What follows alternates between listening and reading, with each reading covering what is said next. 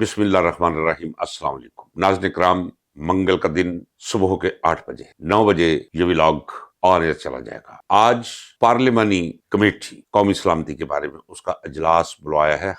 حکومت سے میری مراد آپ یقیناً جانتے ہوں گے، یہ حکومت نہیں ہے، یہ تو کٹھ پتلیاں ہے۔ یہ جو کچھ بھی ہو رہا ہے پس پردہ بیٹھی طاقتیں اور قوتیں کروا رہی ہیں۔ پارلیمانی کمیٹی میں پی ٹی آئی کو بھی دعوت دی گئی ہے اور پی ٹی آئی نے اپنے 14 افراد کے نام بھیج دیے ہیں کہ جناب یہ 14 افراد ہیں ہم جو شامل ہونا چاہتے ہیں۔ اس پر میرا ٹیک یہ ہے کہ پی ٹی آئی کو اس کمیٹی کا اور نشست کا بائیکاٹ کرنا چاہیے۔ اس کی وجہ یہ ہے کہ ایک تو ان کی وہ بات سنیں گے نہیں، سنیں گے تو دوسرے کان سے نکال دیں گے، مانیں گے کبھی نہیں۔ تو ایسی پنچایت میں جانے کا فائدہ کیا جس کا پہلے سے علم ہو ان کی نیت کیا ہے اور وہ سلوک کیا کریں گے۔ ہاں، جہاں تک تعلق ہے کہ 16 جماعتوں والی پارٹی کو لا کر حکومت میں بٹھا دیا گیا اور 180 سیٹیں جیتنے والی پارٹی کا لیڈر جیل میں ٹھونسا ہوا ہے، اور 8 فروری کے انتخابات میں تقریباً 80 سے لے کر 90 تک نشستیں جو جیتے ہوئے لوگ تھے پی ٹی آئی کے، انہیں ہار کے ہانے میں لا کر کھڑا کر دیا اور زبردستی کہا بھی جو کر سکتے ہو کر۔ صرف انہیں نہیں کہا جو کر سکتے ہو کر، ہاں کہ جاؤ بھائی الیکشن کمیشن بغیرتی اور بے حیائی کی وہ معراج کی جس کا تصور بھی نہیں کیا جا سکتا، سوچا بھی نہیں جا سکتا۔ ناظرین کرام، عدالتیں نہیں، قاضی فائزی صاحب یا سرفراز ڈوگر، یہ اس سے پہلے پتہ نہیں کیا، اب تو نام بھی یاد نہیں رہا ان کا، کوئی فاروق عامر فاروق۔ اندازہ کیجئے کہ وکیل کو اچھی بات ہے، محو ہو جانے چاہیے یہ پلیز نام انسانی قشر ذہن سے، زبان پلید ہوتی ہے ایسے لوگوں کا نام لیتے ہوئے۔ تو بیڑا غرق کر کے رکھ دیا اس پورے کے پورے نظام کا، اور اب بلوا رہے ہیں کہ آئیے جناب ذرا بیٹھ کے یہ دیکھیں کہ ملک میں ہو کیا رہا ہے، اور عسکری قیادت بریفنگ پیش کرے کہ اس ملک کی صورتحال کیا ہے۔ صورتحال کا سب کو علم ہے کہ کیا ہے، سوال یہ ہے کہ صورتحال ایسی کیوں ہے؟ یہی تو سارا رونا ہے کہ اس کی طرف توجہ نہیں دی جا رہی اور پاکستان پھر ایک دفعہ ٹوٹنے کے مقام پر آ کھڑا ہو۔ ایسی پارلیمانی کمیٹی کا حصہ بن کے ایک اور بہت بڑی غلطی کی ہے۔ یہ میرا کہنا قطعی طور پہ غیر جمہوری اور غیر سیاسی رویہ نہیں۔ کبھی کبھی سیاست اور معاملات ایسی شکل اختیار کر لیتے ہیں کہ اس شکل سے مطابقت رکھتے ہوئے سیاسی سٹینڈز لینا پڑتے ہیں، سیاسی فیصلے کرنے پڑتے ہیں، سیاسی اقدامات کرنے پڑتے ہیں۔ تو چلیے دیکھتے ہیں۔ ایک عجیب معاشرہ ہے جس میں آج کل ہم سانس لے رہے ہیں کہ جھوٹ، کبھی جھوٹا اپنے جھوٹ پہ کوئی 1 درجن پردے ڈالنے کی کوشش کرتا، اگرچہ جھوٹ پہ کوئی پردہ نہیں ڈالا جا سکتا لیکن کوشش لوگ کرتے تھے۔ اب تو اتنی ڈٹھائی سے جھوٹ بولا جاتا ہے کہ بس سمجھ نہیں آتی یہ کیا ہو گیا ہے۔ دیکھتے ہی دیکھتے دنیا کیا سے کیا ہو گئی، انسان کیا سے کیا ہو گئے۔ میں اگر دن میں 20 مختلف لوگوں سے ملتا ہوں، رکشہ ڈرائیوروں سے، گیٹ کیپروں سے، مزدوروں سے، فقیروں سے، مکینک سے، سبزی فروشوں سے، راہگیروں سے، پنکچر لگانے والوں سے، تو آپ یقین جانیے کہ 90% یہ نہیں کہ خلاف ہیں، وہ بد دعائیں دیتے ہیں یہ شریف خاندان کو، نواز شریف، شہباز شریف، یہ مریم بی بی، اور وہ مغلظات سننے کو ملتی ہیں جب ان کا نام ہم لیتے ہیں کہ اشارتاً اور کنایتاً بھی ملفوف کر کے بھی یہ بتایا نہیں جا سکتا کہ وہ گالیاں کس نوعیت۔ اور یہ ابھی میں ٹی وی پہ ایک اینکر کو دیکھا جی، ایک سروے ہوا ہے، اس میں 53% لوگوں نے کہا ہے کہ یہ وزیر اعلیٰ بہت اچھی ہے۔ جتنے پاکستان کے باقی صوبوں کے وزراء اعلیٰ ہیں ان سے بھی لوگ کہہ رہے ہیں کہ، اور لوگ جو کہہ رہے ہیں وہ جا کے ذرا سن لیں۔ کاش کہ وقت آئے، وہ وقت آئے گا نہیں، یہ بھاگ جائیں گے، عنقریب بھاگ جائیں گے۔ ناظرین کرام، میں کہہ رہا ہوں، میں زور دے کر کہہ رہا ہوں، ابھی بھی کہتا ہوں، لا وجہ البصیرت کہتا ہوں کہ عنقریب انہیں بری، بحری، ہوائی جو راستہ نظر آیا یہ بھاگنے کی کوشش کریں گے۔ ابھی تک میں جو کچھ کہتا چلا رہا ہوں ناظرین کرام گواہ رکھیے، کیا وہ سچ ثابت نہیں؟ میں چلا رہا تھا کہ بلوچستان ہاتھ سے جا رہا ہے، کے پی کے ہاتھ سے جا رہا ہے، یہ ملک رہنے کے قابل نہیں رہ جائے گا۔ میں نے ابھی ولاگ میں کہا ہے، آپ بھی ہوشیار رہیے، مت کسی ایسی جگہ پہ جائیے جہاں 10-20 لوگ اکٹھے ہوں۔ فوج کے اندر جب 2 فوجی آپس میں میدان جنگ میں آمنے سامنے کراس اینڈ کرسن کی جنگ ہو، یا جنگ بدر ہو، یا جنگ پلاسی ہو، یا جنگ کماہا ہو، یا پانی پت کی جنگ ہو، یا پاک بھارت جنگ ہو، یا ایران عراق جنگ ہو، ایک ٹرمنالوجی ہے، فوج کے قلب پر حملہ کر، دشمن کی قلب پر حملہ کرنا۔ پہلے آس پاس جنگیں جاری رہتی، پھر اسے قلب پر حملہ کیا جاتا ہے۔ یہ آس پاس ہوتا رہا ہے، یہ لکی مروت میں ہو گیا، وہاں دور دراز کہیں بولان میں ہو گیا، کہیں نوشکی میں ہو گیا۔ اب میرا تجربہ کہہ رہا، میں بجا طور پہ یہ مفروضہ قائم کر سکتا ہوں کہ اب وہ زچ کرنے کے لیے، انتقام لینے کے لیے منہ کریں گے پنجاب کا، کیونکہ پنجاب کو وہ مجرم سمجھتے ہیں۔ وہ سمجھتے ہیں کہ جو کچھ بھی قومیتوں کے ساتھ ظلم ہوتا ہے، زیادتی ہوتی ہے، ان کے حقوق مارے جاتے ہیں، وہ پنجابی اسٹیبلشمنٹ کرتے، وہ فوج کو بھی پنجابی فوج کہتے ہیں، حالانکہ ایک بہت قابل لحاظ تعداد ہے پشتونوں کی، کہتے ہیں وہ پنجابی فوج ایسے۔ تو پنجاب پر اب حملہ آوری شروع، اسے روکنے کی کوشش نہیں کی جا رہی۔ یہ جو پارلیمانی کمیٹی کا اجلاس کا ہے یا سلامتی وہ کیا کونسل، یہ جو انہوں نے اپنی بنائی ہوئی ہے کہہ لیجئے، اس کے اجلاس سے کچھ بھی نہیں کر سکتے جب تک مسئلے کا اصل حل وہ نہیں ڈھونڈا جائے گا۔ تو ہر طرف ایک تباہی، بربادی، زوال، انحطاط کا عالم، یہ سروے اور وہ حالات جو میں نے ابھی آپ کو بتائے۔ اب تو کبھی فوج کے ساتھ بڑی محبت ہوا کرتی تھی عوام کو، اب سب سے جو اہم پہلو ہے وہ یہ ہے کہ اپنی فوج کو لوگوں نے ہدف ملامت بنا، وہ پاکستان کے تمام مسائل کی جڑ فوج کو قرار دے۔ ابھی میں سن رہا تھا کہ وہ رانا ثنا کہہ رہا کہ جی وہ بھارت نے جو وہ بیانیہ اختیار کیا ہے وہی بیانیہ پیٹی۔ ذرا رانا ثنا کی شکل دیکھو، کہیں سے یہ کوئی انسان لگتا ہے، کریمنل آدمی ہے اپنے ماضی کے لحاظ سے، اپنی سوچ کے لحاظ سے۔ سیاست میں حالات ادھر ادھر ہو کے کسی 2-4 دفعہ الیکشن جیت جانا، اس سے انسان کا اندر نہیں بدلتا، اس کی فطرت نہیں بدلتی، اس کی سوچ نہیں بدلتی، اس کا کریکٹر نہیں بدلتا۔ اور پھر اس نے کہا کہ ابھی تو ہم نے گرینڈ آپریشن شروع نہیں کیا۔ گرینڈ آپریشن ناظرین کرام جانتے ہیں آپ کیا ہوتا ہے گرینڈ آپریشن؟ جو جب یہ یہاں واپس آیا تھا وہاں سے، مشرقی پاکستان سے، کیا آیا تھا؟ Grand operation. اور پھر وہاں جو کچھ ہوا تھا وہ بھی تاریخ کا حصہ ہے، جسے اب دہرانا بھی نہیں چاہیے۔ عظیم قوم ہے ہمارے بنگالی بھائی، بنگالی قوم، جنہیں سارے زخم، سارے غم بھلا کر پھر منہ پاکستان کی طرف کر دیا۔ تو وہاں گرینڈ آپریشن ہوا، پاکستان ٹوٹ گیا تھا۔ اور یہ وہ لوگ ہیں جو چاہتے ہیں کہ پی ٹی آئی اور فوجی قیادت کے درمیان نفرتیں اور بڑھے، تناؤ اور بڑھے، کیونکہ اسی میں ان کی بقا ہے، اسی میں ان کی زندگی ہے۔ ہم مسئلہ صرف اقتدار کا نہیں کہ پیپلز پارٹی گئی تو نون لیگ آ گئی، نون لیگ گئی تو پیپلز پارٹی آ گئی، نہیں نہیں نہیں نہیں نہیں، اب یہ وہ جرائم سرزد ہو چکے ہیں ان سے، اور مالی جرائم وہ تو پوری ٹرالیاں بھری ہوئی ان کے وہ ریکارڈ موجود ہے ان کی بدعنوانیوں کا، ساری دنیا میں جائیدادیں پھیلی ہوئی ہیں جو منہ بولتا ثبوت ہیں۔ تو یہ تو چاہیں گے کہ فوج اور پی ٹی آئی کے درمیان ایک شد اور اسے مزید یہ تیز کرتے رہے۔ کیا ہوگا؟ وہ تو بیٹھا ہوا ہے اندر۔ یقین جانیے، میں مکمل دیانتداری کے ساتھ آپ کو بتاتا ہوں، اتنا سکون میں ہے کہ جس کا شمار کوئی۔ اس نے جو کام کرنا تھا وہ کر دیا ہے۔ اس نے قوم کو اچھے اور برے کی تمیز سکھانی تھی، وہ سکھا دی۔ اس نے بتانا تھا یہ پاکستان، اس کے عوام غریب کیوں ہے، یہاں ایجوکیشن کیوں کم ہے، یہاں کوئی علاج سے کیوں محروم ہے۔ وہ سارے کے سارے جو مرض ہیں ان کی وجوہات لوگوں کے سامنے رکھ دی، اور ان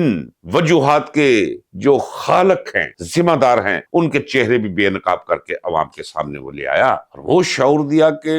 بس چپ بھی کرے۔ میں حیران ہوں، میرا نہیں خیال تھا آج سے کوئی 5-7 سال پہلے کہ یہ ملک کبھی سمجھ سکے گا، یہ قوم کبھی رائے راست پر آئے گی۔ میں دیکھتا تھا کہ جاہل سا خاندان ہے، لٹیرا، چور و چکا، یہ شریف کا خاندان، اور پنجاب کے لوگ ساتھ ہیں ان کے۔ پھر اللہ کو رحم آئے، وہ دل پھر موڑ دیتا ہے، ایسے دل کر کے موڑ دیا لوگوں کا، ان کے دلوں میں بٹھا دیا عمران، اور عمران خان کو طلاقت لسانی عطا کر، جرأت عطا کر، برداشت عطا کر، کھڑا کر دیا اسے۔ اللہ خود تو نہیں آتے یہاں، اللہ کسی کو کھڑا کرتے ہیں انسانوں میں سے، وہ کھڑا کر دیا۔ تو وہ ایک ڈراؤنا خواب ہے ان کے لیے، اور یہ سروے کروا رہے ہیں، یہ جگہ جگہ پہ تصویریں لگوا۔ وہ ریڈیو والے کے پاس جب میں جاتا ہوں تو میں کہتا ہوں یار یہ تصویر، وہ گالی دیتا ہے کہ زیب نہیں دیتا کسی ماں بہن کو ایسی گالی دینا، لیکن جو انہوں نے سیکھا ہے اس معاشرے سے وہی لوٹانا ہے نا۔ جو انہیں دیہاتی گالیاں آتی ہیں وہی وہ دیں گے نا۔ ایک نے تو وہ گالیاں دی، وہ کہا وہ گالی کیا تھی، کوئی خربوزے خریدنے کھڑا ہوا تھا، میں نے کہا تصویر لگائی دی، بس پھر کچھ نہ پوچھیے۔ تو یہ عالم ہے۔ دوسرا اپنے باپ کی تصویریں لگائی ہوئی، ذرا غور کیجیے ناظرین کرام، آج کے اس گفتگو کو گفتگو ہی سمجھیے، سے ولاگ نہ سمجھیے، ذرا غور کیجیے کہ بھئی اس کی حیثیت کیا ہے، وہ کون ہے۔ آپ صرف اتنا کر لیں کہ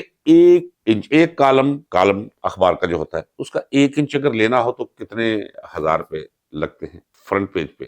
اور پورا فرنٹ پیج جو ہے ذرا پتہ کر لیجئے کتنے کروڑ کا بنتا ہے۔ یہ روزانہ اپنے باپ کی تصویر اور ساتھ اپنی تصویر دی ہوئی ہے، وہ میک اپ کر کے وہ ساری تو لگائی ہوئی ہے، اور کچھ بھی ٹک ٹاک منصوبے، اور وزارتیں ایک دوسرے سے سبقت لے جانے کے لیے منصوبے پیش کر رہی ہیں، کرو جی، اس سے عوام بہت۔ اور اب کیا ہے، اب ہزاروں ارب روپیہ خرچ کر کے یہ لاہور کے آس پاس یہ ٹرین چلانی، انڈر گراؤنڈ ٹرین چلانے کی یہ پلاننگ ہے، جس میں سے آدھے پیسے تو یہ کھا جائیں گے، اور سب قرض پر، جبکہ 2.25 کروڑ بچے اسکول نہیں جا رہے، جو اسکول جانے کی عمر کو پہنچ چکے ہیں، لوگوں کو دوائی میسر نہیں، علاج نہیں کروا سکتے، لوگ بل دینے سے عاجز ہیں، بے روزگاری پھیل رہی ہے،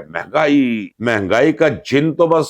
دن بدن ایسے لگتا ہے کہ چھا جائے گا پورے، وہ مطلب خوف آ رہا ہے لوگوں کو مہنگائی سے، جینا مشکل اور موت لوگوں کو آسان لگنی شروع، اور یہ جناب یہ نیچے وہ کر رہے ہیں۔ اور میں دوستوں کو کہتا ہوں کہ جب ذلت کسی کا مقدر ہو تو اللہ تبارک و تعالیٰ نے قرآن پاک میں بھی یہ فرمایا ہے کہ سب سے پہلے ہم اس کی عقل سلب کر لیتے ہیں، اسے سمجھ نہیں آتی، وہ اقدامات کرتا ہے، وہ بہتر سمجھ کے کرتا ہے، اسی میں اس کی ذلت کے سامان قدرت نے رکھ، کسی گاؤں میں چلے جائیں، کبھی سوچیے یہ پیسے کس کے، آپ کا پیسہ تو لے گئے ہیں، یہ وہ ٹھپر سے منہ والے اس کے 2 بچے نواز شریف کے، نیم ہونک نیم پاگل، بول رہے نہیں، آپ کو پتا ہے وہاں ویسے فلیٹ، اس کے فلیٹ نہیں، اندر اس کے سوئمنگ پول ہے، سینما ہال ہے، وہاں کے 7 وزرائے اعظم انہیں کہیں اکٹھے کر لو، انہیں کہو جی آج 7 کے 7 مل کے وہ فلیٹ خرید کے دکھا دو، وہ نہیں خرید سکتے۔ ناظرین کرام، اب یقین جائیں، اور یہ کل کی بات ہے، ابھی کل کی بات جائے ایسے کریں کہ وہ سہیل وڑائچ نے ایک کتاب لکھی ہے، غدار کون، نواز شریف کے انٹرویوز پر مبنی، کیونکہ انہیں کا بندہ ہے نا، وہاں اس نے تصویریں لگائی ہوئی ان کے گھر کی، بچپن کی، ان کی شادیوں کی، آپ نواز شریف کی شادی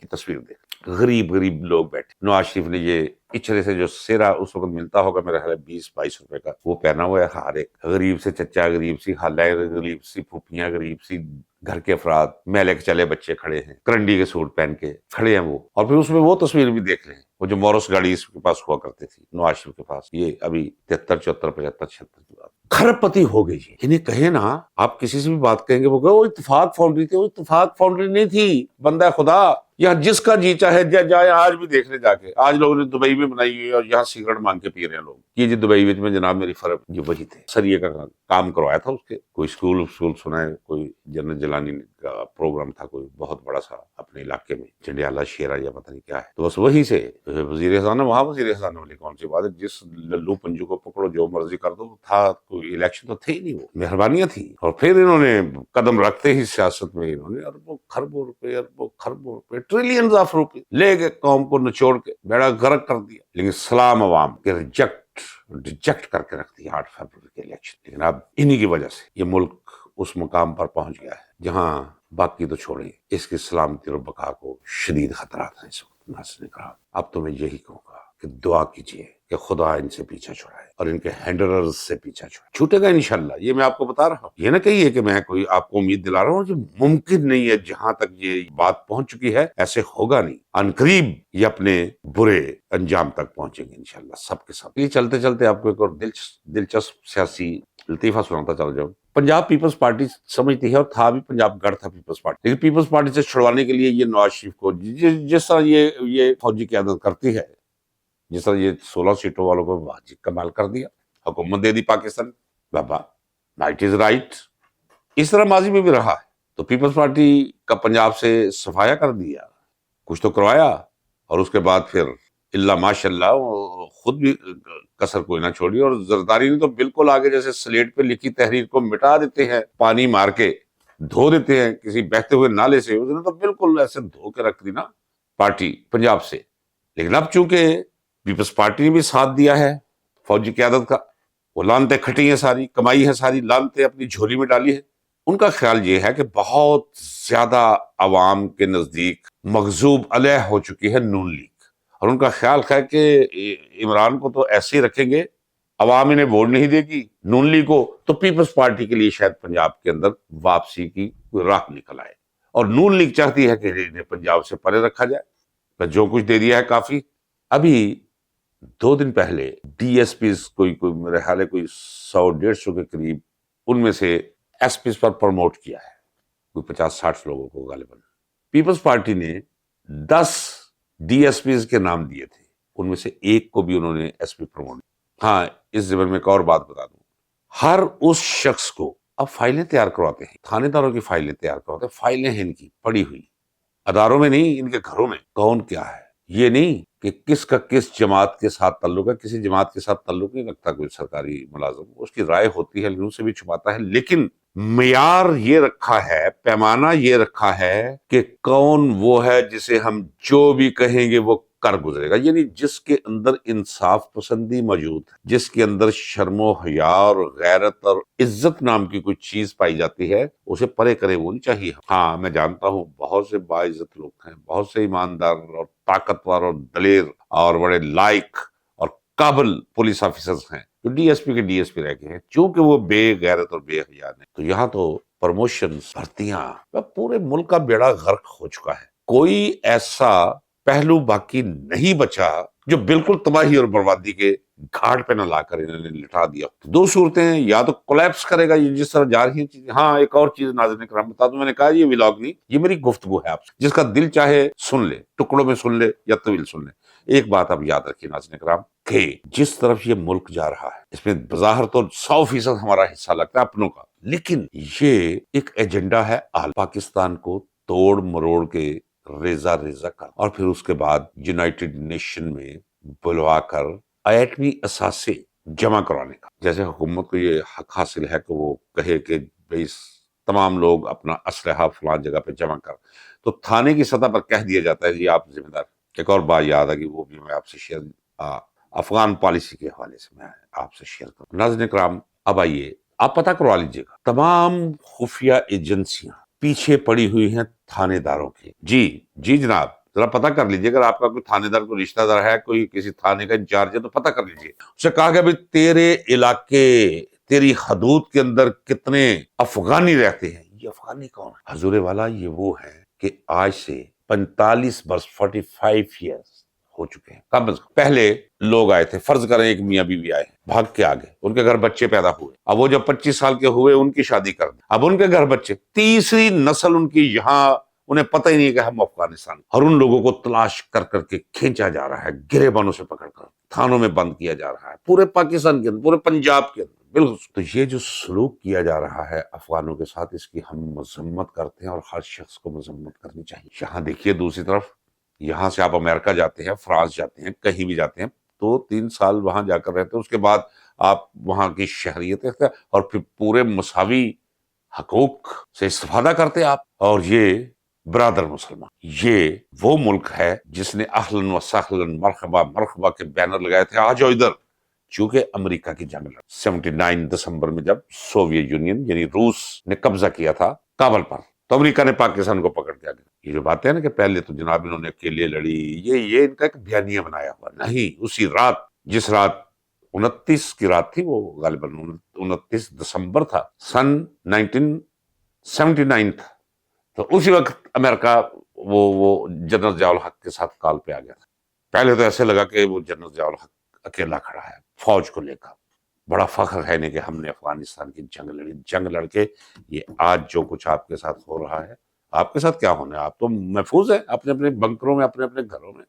غیر محفوظ ہوں میں ہوں، میری اولاد ہے، بچے ہیں، یہ پاکستانی لوگ ہیں۔ تو بیڑا غرق کر کے رکھ دیا افغان پالیسی کی وجہ سے، اور اب افغانیوں کو پاکستان سے اس طرح نکالنا ایک تو ظلم ہے، زیادتی ہے، بے انصافی ہے۔ انٹرنیشنل قانون بھی اس کی اجازت نہیں دیتا، نہ قانون اور نہ انٹرنیشنل اخلاقیات، اور نہ ہی اسلامی اخلاقیات اس کی اجازت دیتی۔ وہ پاکستانی ہے، جس کا باپ یہاں پیدا ہوا ہے وہ پاکستانی ہے، اس کا رد عمل کیا ہوگا؟ اس کا رد عمل وہی ہوگا۔ یہ پھر میں بات کرتا ہوں ایک کرمنل فیس، وہ رانا ثنا جی، ہم جی افغانستان کو اندر گھس کر یہ کریں گے، بندہ پوچھے اپنی اوقات دیکھو اور اپنی شکل دیکھو آئینے کے اندر جا کے۔ افغانستان وہ ہے جسے میں جانتا ہوں، افغان قوم وہ ہے جسے میں جانتا ہوں، پشتون وہ ہیں جنہیں میں جانتا ہوں۔ اگر نہیں جانتے ہو تو یاد نہیں ہے برطانیہ کو کل کا واقعہ شکست دی برطانیہ کو، جس کا سورج ڈوبا نہیں کرتا تھا پورے کورے ارض پہ، جدھر بھی گیا فتوحات کے سلسلے نہیں فتح کر سکا تو افغانستان کو نہیں کر سکا، اور کہہ کر بھی گیا بے در منہ نہ کریو۔ روس آیا، سپر پاور، جسے پورا مغربی یورپ کانپا کرتا تھا، جس کی ہیبت سے، جس کی سطوت سے، جس کی طاقت سے، وہ چڑھا ہے کابل افغانستان پہ، مار مار کے گیدڑ بنا دیا، جس طرح مسجد میں نمازی گیدڑ کو درگت بناتے، سر جھکا کر بھاگنا پڑا، اور پھر روس ٹوٹ کر رہ گیا، سوویت یونین ٹوٹ کر رہ گیا۔ وہ گیا تو امریکہ آ گیا، اور امریکہ تو کل کی بات ہے، آج کا نوجوان بھی جانتا ہے، راتوں رات غائب تھے سارا اسلحہ وہاں چھوڑ، اور بھی بہت کچھ چھوڑ گئے۔ تو آپ لڑو گے افغانستان کے ساتھ؟ ایران کے ساتھ آپ کی دوستی نہیں ہے، دشمنی ہے، بھارت کے ساتھ آپ نے جو ہے وہ ہمیشہ پیپے اٹھائے ہوتے تیل کے، وہ نفرت کے، وہ آگ جو ہے اسے مزید الاؤ دینے کے لیے۔ چین آپ کو چھوڑ گیا ہے، نہ بھارت، نہ چین، نہ افغانستان، نہ ایران، یہ ہے آپ کی اوقات۔ اور دنیا میں بدترین اقوام میں نمبر 1 آپ کو بنا کر رکھتا آپ کی اشرافیت۔ ناظرین کرام، آپ کو اٹھنا ہوگا، آپ کو بولنا ہوگا، نہیں تو پھر کچھ باقی نہیں بچا۔ اجازت دیجیے، ملتے ہیں اگلے ولاگ میں۔ اللہ حافظ۔